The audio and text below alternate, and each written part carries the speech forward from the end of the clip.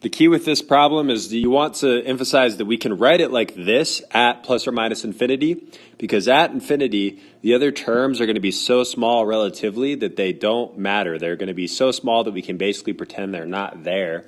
So then at infinity, that allows us to simplify more, because now we can take a square root of 25, which is 5, and a square root of x to the 8th, which is x to the 4th, divided by 2x to the 4th.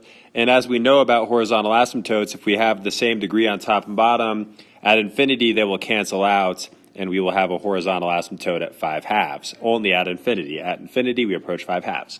Now, to make this approach plus or minus 5/2 instead of just plus 5/2, we have to change the function so that the leading terms will result in a way that one of the degrees is odd, while one is even. Okay, so notice 3 is still half of 6, like 4 is half of 8. The square root of 6 is going to be 3, which is going to ultimately cause the degrees to match up. But the reason this is different now is because if I plug in a negative, to the 6th, that's positive. But if I plug in a negative cubed, that's negative. So my negative input is going to result in a positive divided by a negative, which equals negative. So it can't be approaching 5/2 because 5/2 is a positive number.